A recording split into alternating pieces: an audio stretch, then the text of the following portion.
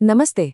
आज ना हम एक बहुत ही दिलचस्प एनालॉजी, एक बहुत ही अनोखे विचार को समझने वाले हैं। आत्मा का कार वॉश। हाँ, सुनने में थोड़ा अजीब लग सकता है ना? पर यकीन मानिए, ये एक ऐसा तरीका है जो फ्रेंड सिटी तक के हमारे आध्यात्मिक सफर को समझने में हमारी बहुत मदद करेगा। तो चलिए एक सवाल से शुरुआत करते हैं। कभी सोचा है कि जिंदगी की इस लंबी चौड़ी यात्रा में हम अपने मन की गंदगी को, उस पर जमी धूल मिट्टी को आखिर साफ कैसे रखें? ये सवाल मेरे ख्याल से हम सबके मन में कभी ना कभी तो आता ही है। तो चलिए इसी सफर में थोड़ा और गहरा उतरते हैं। पहला पड़ाव, जीवन का सफर। जरा कल्पना कीजिए कि हमारी आत्मा ना एक कार की तरह है, और ये कार जिंदगी की एक धूल भरी सड़क पर लगातार आगे बढ़ती जा रही है। देखिए, यहाँ पर मन की दो अलग अलग हालतें कितनी बढ़िया तरीके से दिखाई गई हैं। एक तरफ है वो गंदी कार, मतलब तनाव और इच्छाओं की कीचड़ में लथपथ। ये वो मन है जहाँ कुछ भी साफ साफ दिखाई नहीं देता।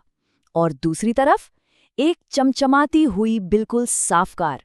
ये प्रतीक है एक शांत और सुलझे हुए मन का। और सच कहूं तो हम सब इसी सफाई और सुकून की तलाश में हैं, है ना? अच्छा, अगर हमारी आत्मा एक कार है तो ये जा कहाँ रही है? इसकी मंजिल क्या है? तो चलिए सफर के अगले पड़ाव पर चलते हैं। हमारी मंजिल है फ्रेंड सिटी। यही है हमारे इस पूरे सफर का असली लक्ष्य। अब ये फ्रेंड सिटी क्या है? देखिए, ये कोई असली ज्योग्राफिकल शहर नहीं है। ये तो हमारे मन की एक हालत है, एक स्टेट ऑफ बीइंग। ये वो जगह है जहाँ शांति है, सुकून है और सच्चा आत्मज्ञान है। इसको निराकार ज्ञान की नगरी भी कहते हैं। मतलब जहाँ हम अपने असली स्व से मिलते हैं, जहाँ हम सच में जान पाते हैं कि हम कौन हैं। लेकिन यहाँ एक पेंच है, एक शर्त है, एक नियम। फ्रेंड सिटी का दरवाजा, या कहें तो गेटकीपर, सिर्फ उन्हीं के लिए दरवाजा खोलता है जिनकी कार यानी आत्मा बिल्कुल साफ सुथरी हो। और यहीं हमारे सफर का सबसे जरूरी मोड़ आता है। मंजिल तक पहुंचना है तो तैयारी करनी होगी, खुद को शुद्ध करना होगा। तो फिर सवाल वही है, अपनी इस कार, अपनी आत्मा को साफ करें तो करें कैसे? इसका जवाब मिलता है हमें हमारे तीसरे पड़ाव पर, जो है आत्मा का कार वॉश। सोचिए, ये सफाई का एक ऑटोमेटिक रास्ता है, जिसे भक्ति मार्ग भी कहा जाता है। अच्छा, तो ये ऑटोमेटिक कार वॉश काम कैसे करता है? इसके ना 3 बड़े ही सिंपल स्टेप्स हैं। स्टेप 1, झाग। ये उस फोम की तरह है जो सारी जमी हुई मैल को ढीला कर देता है। स्टेप 2, सेवा। ये वो पावर वॉश है, पानी की वो तेज धार जो सारी गंदगी को बहाकर ले जाती है। और आखिर में स्टेप 3, प्रेम। ये वो फाइनल पॉलिश है जो एक ऐसी चमक देती है जो कभी फीकी नहीं पड़ती। और सबसे कमाल की बात क्या है पता है? ये सब कुछ हमारे सफर के दौरान चलते चलते ही होता रहता है। बिल्कुल, यही है हमारी आत्मा की धुलाई।